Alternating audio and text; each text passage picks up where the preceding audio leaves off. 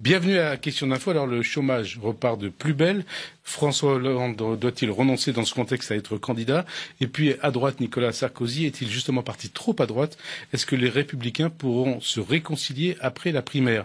Invité de Question d'Info aujourd'hui, Christian Jacob, le président du groupe Les Républicains à l'Assemblée nationale. À mes côtés, pour vous interroger, Monsieur Jacob, Françoise Fressoz du Monde, Frédéric Dumoulin de l'AFP et Yael Gauze de France Info. Bonjour Monsieur Jacob. Bonjour. Le projet de budget 2017, le dernier du quinquennat, à peine présenté en Conseil des ministres, est déjà torpillé par la droite. Qu'est-ce que vous lui reprochez à ce projet de loi de finances? 2,7% de déficit l'an prochain. Ça n'est pas crédible selon vous? Non, enfin c'est pas selon moi, c'est selon le Haut Conseil des finances publiques qui d'ailleurs émet les plus grands doutes sur la possibilité de réaliser ce budget. Donc les 2,7 de déficit sont absolument pas crédibles tout d'abord parce que c'est fait sur les bases d'une croissance qui ne sera pas au rendez-vous. 1,5 dit le gouvernement. Oui, 1,5. Écoutez, tout le monde est plutôt sur une hypothèse à 1 ou 1,2 de croissance aujourd'hui, en aucun cas 1,5, voire 1,6, je crois, dans les premiers calculs qu'ils avaient retenus. Ensuite, une consommation qui est complètement atone. Et puis l'explosion du chômage. Le bilan de 4 années et demie de législature socialiste et de François Hollande, c'est 700 000 chômeurs de plus en 4 ans et demi sur la seule catégorie A. Mais pourtant, dans ce contexte, dans ce budget, il y a également une baisse des impôts, ce que tous les candidats à la primaire de droite proposent. Donc qu'est-ce qui vous va pas là? 6 milliards de baisse d'impôts avec en parallèle 50 milliards d'augmentation. C'est-à-dire qu'on a augmenté de 50 milliards et on nous annonce 6 milliards qu'on n'a pas encore vus. Il fallait faire plus. Il fallait en faire plus. Mais fallait pas augmenter et massacrer les classes moyennes et les familles comme ça a été fait. Mais vous avez vu le déficit que Nicolas Sarkozy avait légué en partant quand même. Oui, sauf que ce déficit, il s'est réduit à la fin de son quinquennat. Il a augmenté avec la crise de 2008-2009. Et d'ailleurs, tout le monde reconnaît l'action qui était celle de Nicolas Sarkozy pour faire en sorte que notre économie ne s'effondre pas. Vous vous souvenez de ces images aux États-Unis ou ailleurs où les gens abandonnaient leur maison, un effondrement complet du système bancaire. Juste finir d'un mot là-dessus. Notre système bancaire a tenu par l'initiative de Nicolas Sarkozy, qui est reconnu par tous. L'avenir, c'est aussi ce que proposent les candidats à la primaire. C'est quoi? Eh bien, c'est de s'affranchir du pacte de stabilité. 3%, c'est fini? Non, ça n'est pas fini. Simplement, aujourd'hui, mécaniquement, on sait qu'avec les mesures qui sont annoncées par la gauche, on sera à peu près autour de 4% vraisemblablement. 4%. On sera bien au-delà. C'est pas compliqué, vous savez, 1 point de déficit, c'est à peu près 20 milliards. À ce stade, François Hollande a déjà annoncé 10 milliards de dépenses supplémentaires qui vont peser sur le budget de l'année prochaine. Déjà aujourd'hui, on n'est pas encore en campagne. Donc, que l'on soit à 1 point de plus, ça ne m'étonnerait pas. Et c'est pour ça que cette hypothèse... C'est en prévision de ça, c'est à cause de lui, à cause de François Hollande, que déjà dans vos prévisions à vous, vous mettez 4% ou un peu plus? Non, on ne met pas 4%, mais on sait que mécaniquement, on ne sera pas au 3%, on sera bien au-delà. Les 2,7... C'est la première fois qu'on entend parler de 4%. C'est un mensonge. Moi, le calcul, je le fais simplement. Je vous dis, c'est 1 point... c'est 20 milliards. Et là, on n'est pas encore en campagne. Et déjà, François Hollande a annoncé 10 milliards de dépenses supplémentaires. Donc, on verra bien à la fin de l'année et à la fin de la loi de finances où on en sera. Mais sans doute qu'on ne sera pas. Monsieur Jacob, vous dites l'héritage n'est pas bon. Mais dans tous les projets de la droite, on charge la barque dans les premières années en baisse d'impôts. Donc, on fait encore aggravation du déficit. Et vous avez vu la réaction de Bruxelles, c'est pas sérieux, les Français seront jamais sérieux. Qu'est-ce que vous dites à ça? Surtout, la réaction, elle est surtout sur la préparation de ce budget. Ensuite, mais j'y viens. Sur le reste, nous, on le gage avec des diminutions de dépenses publiques. À terme, mais pas tout de suite. Non, puisque l'hypothèse qui est retenue par Nicolas Sarkozy, c'est de dire on a le choc fiscal immédiatement avec de la baisse d'impôts et parallèlement à cela, on met en face une baisse des dépenses publiques immédiatement de façon effectivement à finir sur le quinquennat avec des réformes de structure qui ont été réalisées. Mais il faut les engager immédiatement. C'est pour ça qu'on s'engage sur la réforme, sur les retraites. D'ailleurs, ce qui se passe aujourd'hui sur les comptes de la sécurité sociale, c'est quand même à peu près pour les 3/4, c'est la réforme de 2010 que nous avons fait en portant l'âge légal de départ de 60 à 62 ans. Et donc, il faut effectivement avoir des baisses de dépenses publiques, sinon on ne tient pas. Autre débat. Le prélèvement à la source de l'impôt sur le revenu. Vous maintenez? C'est une fumisterie, sans nom. Pourquoi? C'est une fumisterie. Il faut y renoncer ou pas? Ah ben il faut y renoncer, on reviendra dessus. Ah, vous reviendrez dessus. On Et vous croyez que ce sera possible alors que tout a été enclenché? Non, rien n'est enclenché. Ce sera tout à fait possible de revenir dessus. Pourquoi c'est une fumisterie? Parce que aujourd'hui, l'écho favorable qui est reçu dans l'opinion publique, enfin l'écho favorable plutôt que reçoit le prélèvement à la source dans l'opinion publique, pour les gens, c'est de se dire ce sera une mesure de simplification. La réalité, c'est que ça n'est en aucun cas une mesure de simplification. De complication? Ah ben c'est plus que de la complication, c'est-à-dire qu'on perd sur les deux tableaux, parce que nous avons une tradition fiscale qui est différente en France qu'ailleurs. Ouais. Alors d'une part, mais il n'y a pas que la politique familiale. Prenez le cas des professions libérales, un artisan ou commerçant, profession libérale.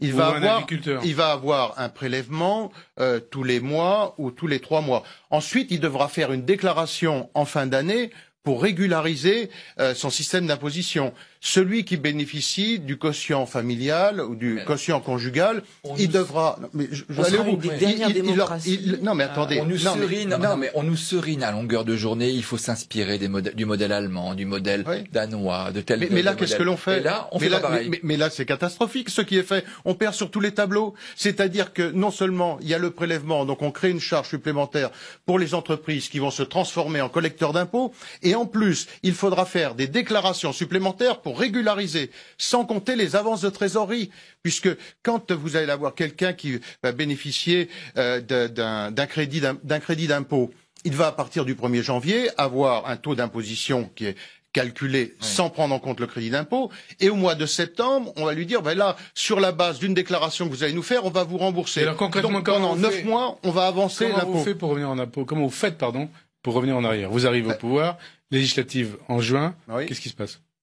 Il y a une loi de finances et Gilles Carrez va avoir l'occasion Une loi de finances ou un collectif budgétaire? Il y aura un collectif budgétaire et Gilles Carrez va avoir l'occasion de le dire dès la semaine prochaine dans l'hémicycle, mais rien n'est engagé, tout permet aujourd'hui de revenir dessus. Le temps s'est accéléré déjà avec le quinquennat, donc maintenant, ce que vous avez reproché à François Hollande en 2012, vous faites pareil en 2017, c'est-à-dire que pendant 1 an, on s'attelle à démanteler ce qu'a fait le régime précédent. On s'attelle pas à démanteler, simplement quand on est sur de mauvaises réformes qui visent à complexifier les choses et à matraquer davantage les classes moyennes. L'impôt à la source, prélèvement à la source, c'est ça? Oui, puisque pour le crédit d'impôt, l'exemple que je prenais, pour les professions libérales, vous allez avoir une avance de trésorerie sur le crédit d'impôt pendant plus de 9 mois. Donc, bien évidemment, vous allez les taxer davantage. Mais de la même façon qu'on reviendra sur le tiers payant, sur les mauvaises réformes, on ne va pas les cautionner sous prétexte qu'ils ont été faites par la gauche. Puisque vous parlez de ce que vous appelez les mauvaises réformes, on va parler du chômage juste après. Il y a une réforme à laquelle a priori vous êtes opposé, c'est la loi sur le non-cumul des mandats. Est-ce que là aussi, vous revenez sur cette loi si vous arrivez au pouvoir? Oui, nous l'avons dit clairement. On a tout d'abord déposé. Nicolas Sarkozy l'a dit clairement. Oui, enfin pas les autres candidats. Les groupes parlementaires l'ont dit clairement. Et nous avons déposé une proposition de loi, déposée par Bruno Retailleau au Sénat, avec des collègues sénateurs d'ailleurs, auxquels je crois certains sénateurs de gauche ont également déposé. Il y a plusieurs propositions de loi, tout à fait. Mais bon, avec Bruno Retailleau, nous avons déposé la même proposition de loi qui sera débattue au Sénat, et ensuite, donc votée puisqu'il y a la majorité, mais précisément cette proposition de loi va être votée. Donc on revient sur le non-cumul des mandats. Mais précisément, concrètement, comment vous faites? Quelle est la fenêtre de tir pour que ça puisse être suivi des faits, pour que les députés, c'est ce que j'étais en train de vous expliquer avant que vous m'interrompiez, pour que les députés élus en juin puissent cumuler. Eh bien, vous le faites, c'est-à-dire il faut que ce texte soit voté au Sénat. Ensuite, il faut qu'il y ait, au lendemain de l'élection législative, si nous avons la majorité, il y a un vote conforme sur le texte qui aura été voté préalablement au Sénat. Alors, il peut y avoir aussi d'autres possibilités, mais c'est sur celle-là que nous avons travaillé.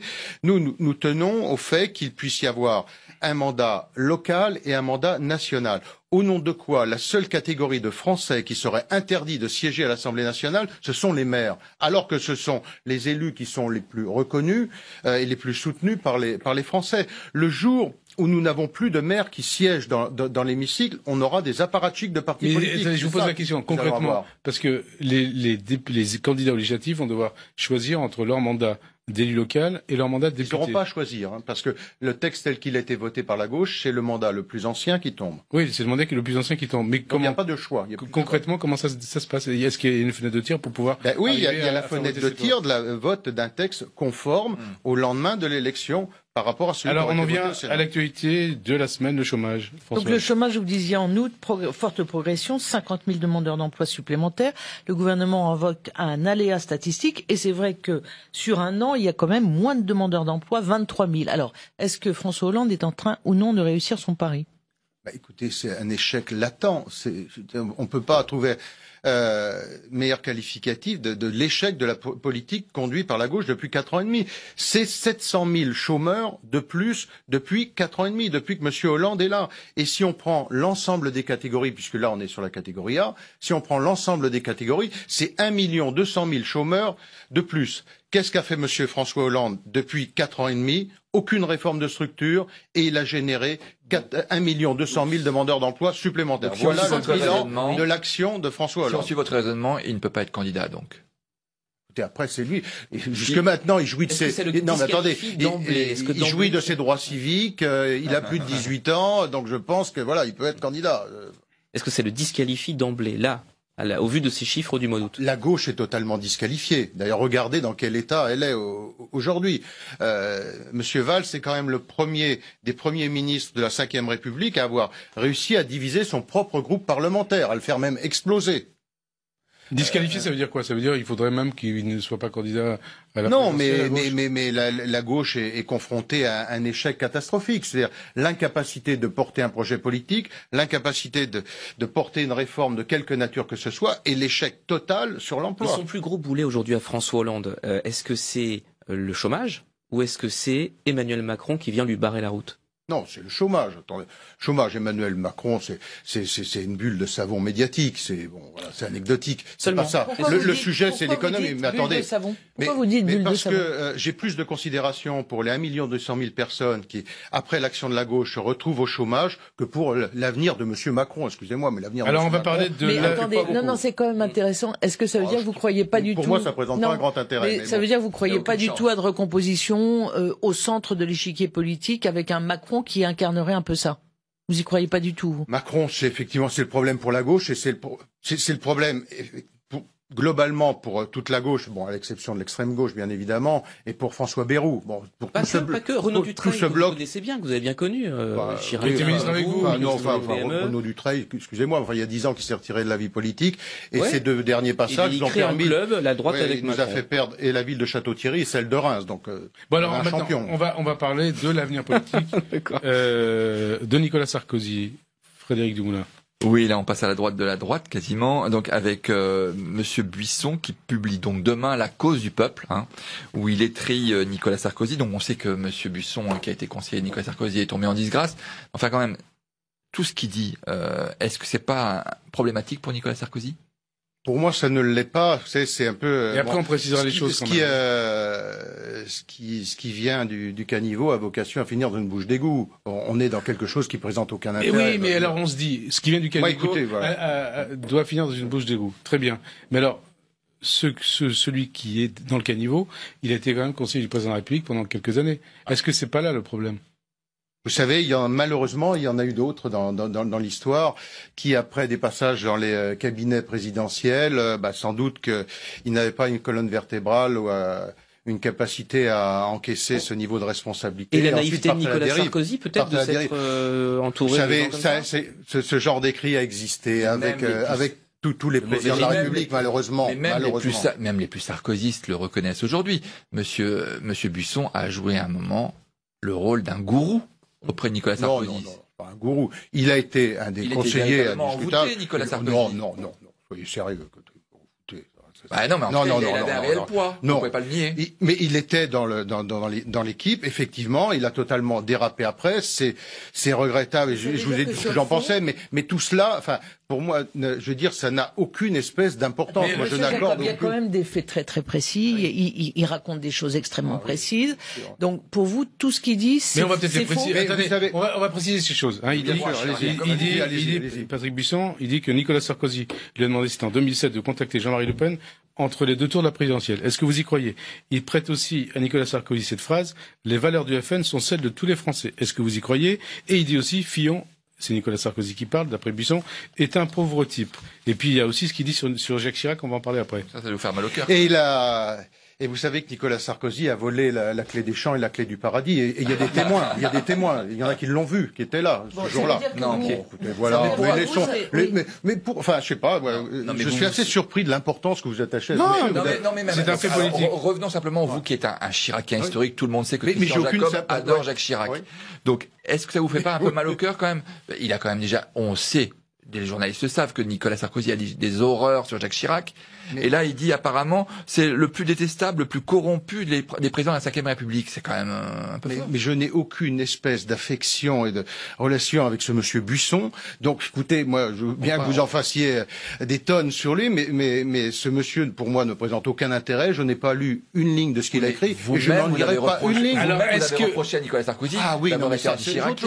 Mais il y a eu une opposition très forte. Vous savez, l'histoire vous la connaissez bien tous les quatre, hein. L'histoire de Nicolas Sarkozy et de Jacques Chirac, c'est une histoire qui s'écrit sur beaucoup de nombreuses années. Ils ont été à la fois très proches, ils se sont opposés très durement. Et ils se sont rapprochés. Et puis ensuite, ils se sont rapprochés. Et aujourd'hui, le temps a passé. Jacques Chirac s'est retiré de la vie politique depuis 10 ans maintenant, et voilà. On nous dit, François Borin, vous, c'est pas Nicolas Sarkozy, c'est pas ça. Est-ce que il faudrait pas que Nicolas Sarkozy, puisque vous dites ce qu'il dit est faux, qu'il porte plainte contre Patrick Buisson pour les écrits? Moi, je pense que dans ce cas-là, ce sera sa décision. Mais moins on porte d'intérêt à ce genre d'individu, mieux on se porte. En tout cas, hier, c'était une journée assez difficile pour Nicolas Sarkozy. Il y a eu ce livre de Patrick Buisson dont les bonnes feuilles ont été publiées un peu partout, les convocations de 2 ex-grands flics qui travaillaient pour lui, Squarcini et Flèche, et puis Mediapart qui révèle une nouvelle pièce dans le dossier du financement libyen, financement supposé de la campagne de 2007, avec ce petit carnet ayant appartenu à un ministre du pétrole de Kadhafi, dans lequel on voit en avril 2007 6 500 000 euros qui auraient été versés par le régime libyen à la campagne de Nicolas Sarkozy. Est-ce que vous pensez que là, tout ça peut finir par atteindre le candidat Sarkozy? Je crois absolument pas. On est vraiment là. On est un monsieur qui, je crois, s'est noyé dans le Danube, mais alors il a sauvé son carnet à spirale. En se noyant, il a réussi à sauver son carnet. Non, mais on est dans le ridicule. Pure élucubration. Et là, on parle de Mediapart, hein. Ouais. Oui, vous savez, c'est pas. Ça me rassure pas, hein. Ouais, mais c'est non, c'était pour préciser les choses. Mais écoutez, là, c'est n'importe quoi. Alors, vous, Christian Jacob, le Chiracien, question de Françoise Fressoz. La campagne de Nicolas Sarkozy est quand même très à droite. Elle vise à aller rechercher l'électorat frontiste. Il y a eu des propos, les Gaulois, des propos sur l'identité. Parfois, on se demande, vous, Christian Jacob, qui a été vraiment un héritier de Jacques Chirac, pourquoi vous avez choisi Nicolas Sarkozy? Est-ce que vous n'êtes pas, par moments, choqué par la droitisation de sa campagne? Et pourquoi c'est votre candidat parmi tous les autres? D'abord, parce que je crois qu'il a plusieurs qualités qui sont celles de l'expérience. Moi, je l'ai accompagné sur plusieurs déplacements à l'étranger, et on voit la culture qui est la sienne de l'international, et une voix qui porte. Où est passée la voix de la France depuis François Hollande? On est totalement inaudible. La voix de Nicolas Sarkozy est porte, et encore aujourd'hui, il est reconnu comme tel. Juppé, il est reconnu comme un ancien ministre de nature différente. Quand vous avez été chef d'État, vous avez une notoriété, une assise et une stature qui est différente. Ensuite, ça c'est pour la partie expérience. Sur le reste, c'est une vraie capacité à réagir face à l'événement. Or, on est dans une situation crise tendue à la fois sur le terrorisme, sur la situation économique, sur la situation sociale, et donc d'avoir un candidat, une personnalité comme Nicolas Sarkozy qui n'est pas figé, qui a une capacité à s'adapter, à réagir à l'événement, à être en initiative, et puis à porter à la fois sur le plan social et économique, moi, un discours dans lequel je me retrouve parfaitement. Le débat sur l'identité, il n'est pas nul ce débat. À un moment où on a des milliers de jeunes qui sont soit nés en France, soit qui sont devenus français, qui exècrent la France, qui se rapprochent de mouvances terroristes, poser cette question de savoir qu'est-ce que c'est qu'être français, je pense que c'est une vraie question sur à la fois au-delà de notre identité, mais ce qui rassemble, c'est-à-dire c'est d'être contre toute forme de communautarisme. Dire qu'il y a une seule communauté, c'est la communauté nationale, c'est la République qui rassemble, et c'est autour de ces valeurs qu'on doit se retrouver. Cette question ne peut pas être posée de manière apaisée comme tente de le faire Alain Juppé? Écoutez, moi je pense, aujourd'hui le débat il est posé, d'ailleurs comme sur beaucoup d'autres sujets, parce que Nicolas Sarkozy le pose. Et ce qui fait qu'aujourd'hui il y a une sorte d'alignement des planètes autour de lui, c'est-à-dire qu'à chaque fois qu'il pose un débat, il suscite effectivement la réaction. Il a cette capacité à porter des sujets de préoccupation du peuple. Ça n'est pas une histoire de droite, de gauche, d'extrême gauche ou d'extrême droite, c'est de poser les questions que se pose le peuple et d'y apporter des réponses. Alors, vous dites, il y a un alignement des planètes autour de lui, etc. Mais enfin, lui, il s'est pas encore rapproché du soleil, hein, puisque visiblement là, c'est mieux. Là, Alain Juppé progresse lui là dans un dernier sondage de 5 points, et finalement Nicolas Sarkozy, qui c'est vrai a remonté la pente depuis quelques mois, on a l'impression que là il restagne à nouveau, qu'il a une mauvaise passe. Comment vous expliquez ça? Écoutez, bon, les sondages, ils sont ce qu'ils sont. Il y a 2 jours, on titrait d'ailleurs dans Le Monde, Sarkozy rattrape Juppé. Hier, ce matin, c'est Juppé creuse l'écart. Après-demain, il y aura un autre sondage. Moi, ce que je crois à la campagne de terrain. On a choisi, c'est le choix de Nicolas Sarkozy, c'est le choix de toute l'équipe, nous l'entourons, c'est d'aller sur le terrain chaque semaine. On est tous entre 2, 3, 4 déplacements par semaine. Et sur le terrain, son image s'améliore. Et sur le terrain, l'image s'améliore et le débat se fait autour de ces propositions. Et on a de plus en plus de monde dans les réunions. Et moi, j'ai le sentiment que c'est comme, vous savez, au moment où on dématérialise beaucoup de choses, où on est sur les réseaux sociaux, sur Internet. Tout cela compte, bien évidemment. Mais il faut aussi avoir ce contact direct avec le terrain. Et c'est de cette manière que nous avons choisi de faire campagne. Alors, il y a des stratégies différentes. J'entends bien que d'autres candidats vont moins sur le terrain et font pas le choix de cette campagne de proximité. On l'a fait. Moi, je pense qu'elle sera payante. Vous avez chiracisé Nicolas Sarkozy. On fait une campagne qui est une campagne de terrain. Après, j'aime pas ces vocabulaires. Vous savez, moi, à la fois l'admiration, le respect, la grande affection que j'ai pour Jacques Chirac et le chiracisme vaut avec Chirac. Chirac a sa personnalité, Nicolas Sarkozy a la sienne. Bon, vous avez fait la campagne de Jacques Chirac en 94-95. Qui est Chirac, qui est Balladur aujourd'hui? Non, on peut pas faire ça. Je pense. Bon, écoutez, alors vous avez fait autre chose. Vous avez fait la campagne de Copé à la présidence de l'UMP, qui est Copé, qui est Fillon aujourd'hui. Ça n'a juste rien à voir là. On parle de la présidentielle. Vous n'avez pas l'impression que Nicolas Sarkozy était ravi de vous avoir dans son équipe comme une prise de guerre anti-Copé? Moi, je suis ravi d'être à ses côtés, en tout cas. Je ne sais pas si lui est ravi de m'avoir, mais moi, je suis ravi d'être à ses côtés. Ouais. Quand il y a pas un petit peu de manipulation derrière. Écoutez, j'en sais rien. Non, je pense pas. Vous savez, moi, j'ai été à certaines périodes en opposition avec Nicolas Sarkozy. C'est pas un long fleuve tranquille. Hein, je le connais depuis plus de 25 ans. J'étais président des jeunes agriculteurs et était ministre du budget. Donc ça date un petit peu. Donc on a eu des période où on a pu être très proche, des périodes où on a été effectivement en opposition. Et puis depuis bientôt 7 ans, plus de 6 ans, je préside notre groupe parlementaire et j'ai appris à travailler avec lui. Et je pense qu'on a fait du bon travail.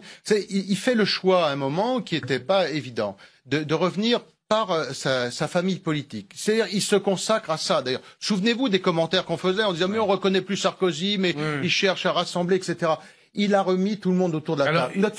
Notre famille politique était totalement explosée. Mais c'est ce qu'il dit depuis le début de la campagne. Oui, mais enfin, c'est la réalité. C'est lui qui l'a rassemblé. Françoise Fressoz. Il a rassemblé la famille, mais quand vous voyez se dessiner le deuxième tour de la primaire, il y a une sorte de front anti-Sarko qui est en train de se constituer. Est-ce que ça vous inquiète pas? Et est-ce que vous avez une stratégie pour rompre ce front? Alors, moi, je suis, comme aurait dit Guy Drut, une haie après l'autre. Pour le moment, c'est le premier tour de la primaire. Je suis convaincu que le deuxième tour de la primaire, c'est une autre histoire. C'est une autre histoire parce que je ne crois plus depuis longtemps au fait que les électeurs suivent le panache de tel ou tel candidat. Ils ont voté pour un candidat au premier tour. Et au deuxième tour, ils se poseront la question entre les deux qui resteront.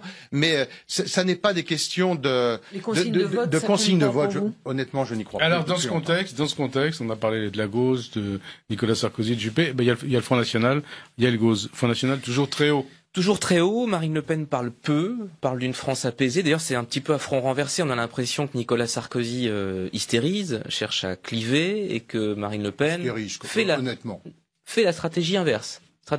Elle parle peu, apaisement. Nicolas Sarkozy cherche à créer le débat autour de lui parce qu'il a besoin d'aller chasser ces électeurs-là. Comment vous expliquez que le Front National reste toujours aussi haut dans les enquêtes d'opinion, qualifié dans toutes les enquêtes au deuxième tour de la présidentielle? Tout d'abord, vous savez, parfois, lorsqu'on parle peu, c'est qu'on n'a rien à dire. Ça peut être ça. Et je pense que c'est le sujet pour Marine Le Pen. C'est qu'elle n'a rien à dire. Et pourtant, elle fait des voix en tout cas des sondages. Écoutez, dans les sondages, on verra le rendez-vous. Souvenez-vous de ce que vous nous avez tous annoncé au moment des départementales, du nombre de départements dont vous étiez sûr qu'ils allaient tomber au fond. Non, mais simplement, je vous remets en face de la réalité, de ce que vous nous avez tous dit. Elle a gagné les départements, elle allait gagner les régions. Bon, on voit où on en est. C'est pas pour autant que ça n'est pas préoccupant, et c'est pour cela qu'il faut avoir une campagne qui soit non pas à droite ou à l'extrême droite, mais une campagne qui soit au peuple. Oui, mais c'est-à-dire que l'on prend cette campagne au peuple, plus on a l'impression que ça sert Marine Le Pen. Non. À force de ne pas se préoccuper des difficultés des Français, de cette masse silencieuse, effectivement, à un moment, on crée de la rébellion et on a des bulletins de vote qui vont au Front National, alors qu'aucune réponse n'a apporté. Et je pense que c'est en se préoccupant de la réalité, du quotidien des gens, c'est pour ça qu'on choisit de faire cette campagne de terrain, d'aller faire les salles les unes après les autres, d'aller débattre. Jacob, pardon, mais vous croyez vraiment qu'un électeur FN aujourd'hui, dégoûté du quinquennat précédent, peut aller à la primaire, au premier tour, mettre un bulletin Nicolas Sarkozy dans l'urne? Écoutez, je pense d'abord c'est comme ça qu'on gagne une élection. Vous savez, c'est quand on a été minoritaire, on devient majoritaire, et la majorité, ça veut dire qu'on a récupéré on a eu plus de voix qu'on en avait eu quand on a perdu. C'est la mathématique, c'est comme ça. C'est comme ça que ça se passe. Et moi, je pense que ça n'est pas. C'est de prendre en compte les préoccupations des Français. Celui sur l'identité française, on en a parlé tout à l'heure, je pense que c'est un vrai sujet. Celui sur l'impôt, c'est un vrai sujet. Celui sur les dépenses sociales, l'assistanat et le travail, c'est-à-dire revaloriser le travail par rapport à l'assistanat, de faire en sorte qu'on ne puisse plus avoir un revenu comparable lorsqu'on bénéficie de revenus d'assistance par rapport à celui qui travaille. Et ça, ce sont des vrais sujets de préoccupation des Français. Et si on ne les prend pas à bras-le-corps, il faut faire autre chose. Et faire de la politique, c'est ça. Mais ça, vous voyez, ça n'est pas sur les plateaux, et merci de m'y inviter. Mais parce que sinon on va finir par pas vous inviter. Sinon, mais c'est en allant. Oui, mais il faudrait aussi que vous veniez nous accompagner lorsque nous avons ces réunions sur le terrain, les débats, ce que l'on fait 2, 3, 4 fois par semaine. Et là, on voit bien le cœur de préoccupation de nos compatriotes. Alors après la présidentielle, il y a les législatives. Alors on se dit comment ça va se passer? Est-ce que vous redoutez des triangulaires? Est-ce que vous redoutez un progrès considérable du Front National? Comment ça se passe? Et est-ce que on peut réfléchir à ce moment-là à une recomposition du paysage politique? Moi, je pense que dans la mesure où tout le monde annonce un second tour, candidat républicain de gauche ou de droite, et recomposition que lui, Alain Juppé, n'a pas l'air d'exclure du tout. Moi, je prends pas aujourd'hui comme fait acquis ou comme argent comptant le fait que Madame Le Pen sera obligatoirement au deuxième tour. Ça peut bouger, ça. Je pense que ça peut bouger, c'est à ça que sert une campagne. Vous savez, les Français ne sont pas dupes sur les campagnes. La campagne présidentielle, l'élection présidentielle, si elle rassemble à chaque élection plus de 80% de nos compatriotes qui vont voter, c'est bien parce qu'ils ont conscience que c'est l'élection majeure. Les législatives... Et la logique, ça serait, justement, la logique de la vie politique française, ça serait un second tour, droite-gauche? On verra, je sais pas. Pour moi, la logique, c'est que nous soyons en situation du premier tour et surtout en situation de gagner au deuxième tour. C'est ça la logique sur laquelle on s'engage. Alors, mais dans la foulée d'une présidentielle, on l'a vu sur les différentes, les dernières élections, les Français donnent une majorité au président élu. Tout simplement par souci de cohérence. Les recompositions, vous savez.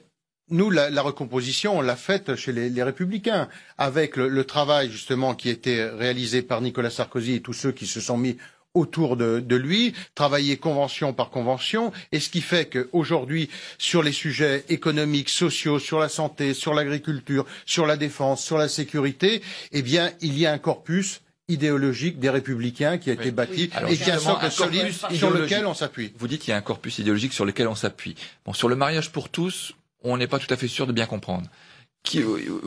Nicolas Sarkozy a dit qu'il voulait revenir dessus, maintenant il veut le garder. Qu'est-ce qui se passe? François Fillon veut revenir dessus, Alain Juppé veut le garder, donc qu'est-ce qui va se passer? La position de Nicolas Sarkozy est très claire, d'ailleurs. Il n'y a pas d'unité des Républicains là-dessus. La position de Nicolas Sarkozy est très claire. Il s'en est expliqué. Il a dit qu'aujourd'hui, il n'avait pas le sentiment qu'au lendemain d'une élection présidentielle et législative, il fallait rouvrir ce débat et refracturer à nouveau la France comme elle était fracturée par François Hollande et par la gauche.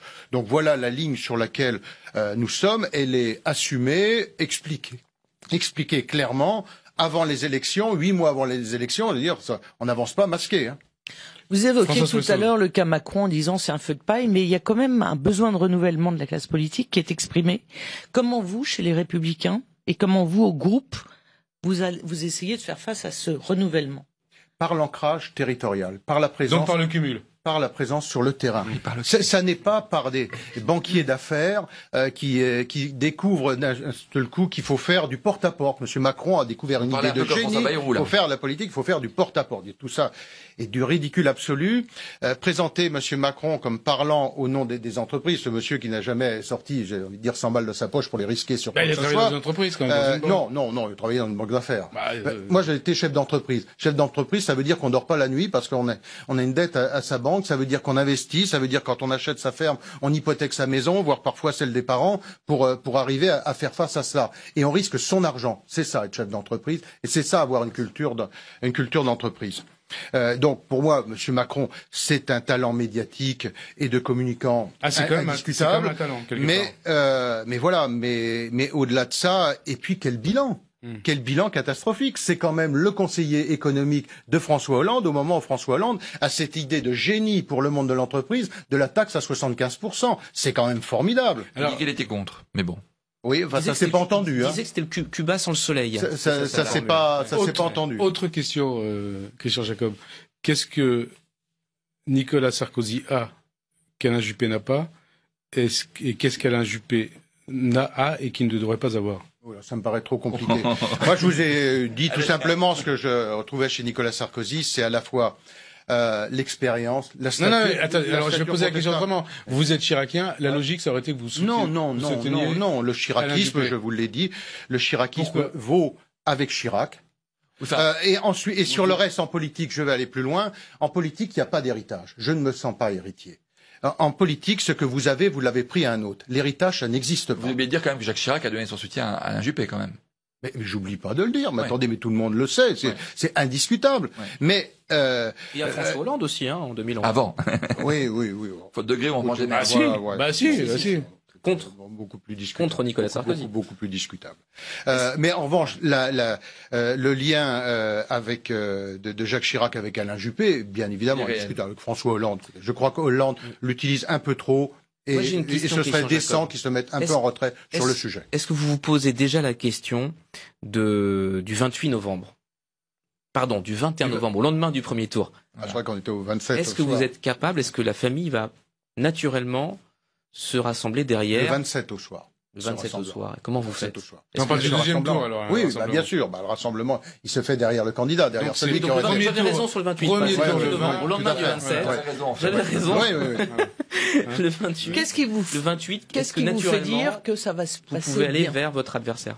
Eh bien, parce que on est tous mobilisés pour tout faire pour cela. Et vous direz banco pour Juppé, alors? Mais moi, je l'ai toujours dit sans aucun état d'âme. Celui qui sortira de la primaire sera notre candidat et nous serons rassemblés derrière lui. Même si c'est Jean-François Copé. Et je suis convaincu que, je pense que ce sera Nicolas Sarkozy qui le sera. Maintenant, nous verrons. Mais de toute façon, le candidat vainqueur de la primaire, il n'y a aucun état d'âme à avoir, aucune discussion. On est rassemblés avec deux adversaires qui sont la gauche d'un côté, le Front National de l'autre. Et là, nous serrons les coudes derrière notre candidat retenu le 27 au soir. Alors, on n'oublie pas que, pour l'instant, en tout cas, après on verra ce que vous ferez, vous êtes président du groupe Les Républicains à l'Assemblée nationale. Donc, tout ce qui se passe ici à l'Assemblée nationale, ça vous concerne et ça vous intéresse au premier plan. Selon le Canard enchaîné, Cécile Duflot a grugé l'URSSAF dans le cadre du licenciement des salariés du groupe ELV après sa dissolution. Qu'est-ce que cela vous inspire? Et comme elle renvoie la responsabilité de ce qui apparaît comme une entourloupe vers les services de l'Assemblée, est-ce que Claude Barthelone doit s'expliquer? Est-ce que le bureau de l'Assemblée doit être saisi? Bon, je crois qu'on assiste à un Xème règlement de compte de mini-factions des Verts entre eux. Au-delà de cela, je pense que ça relève effectivement, vous l'avez dit, et moi, du président de l'Assemblée. Je fais confiance à Claude Barthelone pour régler cela. De quelle manière? Écoutez, avec les éléments qu'il a obligatoirement. Avec réunion du bureau, par convocation du bureau. Avec le collège des questeurs et le bureau de l'Assemblée. Donc le bureau doit statuer là-dessus. C'est Claude Barthelone qui prendra l'initiative qui convient. Moi, je lui fais toute confiance là-dessus. Je pense que ce sera à la fois le collège des questeurs et le bureau de l'Assemblée. Cécile Duflot, élue de Paris, députée candidate à la présidentielle, est-ce qu'elle peut s'affranchir des règles du droit? Est-ce qu'elle peut continuer à être candidate, en tout cas dans la primaire, à la présidentielle pour l'instant? Non, personne ne peut s'affranchir des règles de droit, c'est une évidence. Ça vaut pour Cécile Duflot comme pour n'importe quel autre parlementaire ou n'importe lequel de nos compatriotes, nos concitoyens. Maintenant, laissons, encore une fois, j'ai peu d'éléments, j'ai vu ce papier effectivement qui est sorti dans la presse, mais je fais toute confiance à Claude Barthelone et au Collège des questeurs pour régler les choses. Frédéric Dumoulin, autre sujet, on n'oublie pas que vous avez été ministre de la Famille. Justement, j'avais une question à vous poser là-dessus. Si je vous dis 1000 morts par an, vous pensez à quoi? J'attends que vous me disiez. Bien, en fait, c'est le chiffre, c'est des chiffres bien réels. C'est le nombre de pères de famille qui se suicident chaque année, faute de pouvoir voir leur enfant, et parce qu'en fait, ils ont un mode de garde qui les discrimine. Donc, est-ce que vous ne pensez pas que c'est un scandale national? On s'émeut à juste titre des agriculteurs qui se suicident chaque année, des nombreux morts sur la route, et là, en fait, 1000 morts par an de pères de famille. Bon, je connais pas ce chiffre. Moi, j'ai été ministre de la Famille. J'ai porté avec Dominique Perben une réforme sur le divorce et notamment sur le consentement mutuel. Deux choses. Sur le sujet de la garde d'enfants.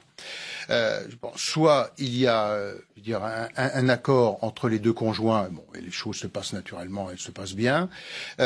Sinon, ça doit relever d'une décision de justice.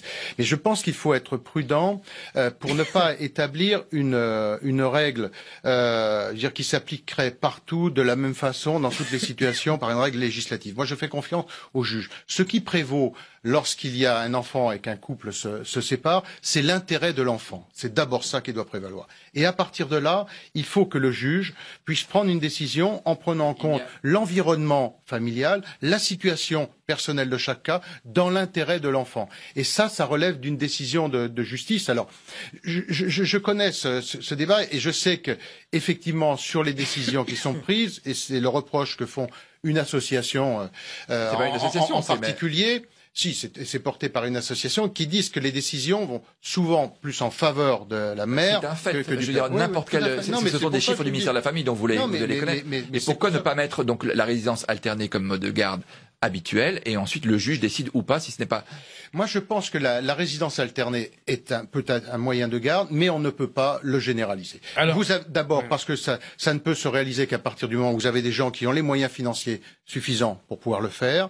Ça ne s'adapte pas à toutes les situations familiales, parce que si vous avez un des deux conjoints qui peut être muté d'une manière ou d'une autre et donc changer de ville, la difficulté se pose. Donc on peut pas avoir une règle unilatérale, mais je veux quand même dire là-dessus, il faut que effectivement les décisions de justice soient appliquées, parce qu'il y a aussi ça comme revendication, des décisions qui ne sont pas appliquées, et ça n'est pas. Alors l'actualité, Christian Jacob, c'est aussi Alep, ville martyre en Syrie. Yael Gauze. Quand vous voyez ce qui se passe là-bas, quand vous voyez les images, les enfants sous les décombres des immeubles bombardés par l'aviation de Bachar alliée aux Russes, au moins 150 morts depuis ce week-end, est-ce que vous êtes toujours... Et la plupart des enfants et des civils, il faut préciser. Voilà.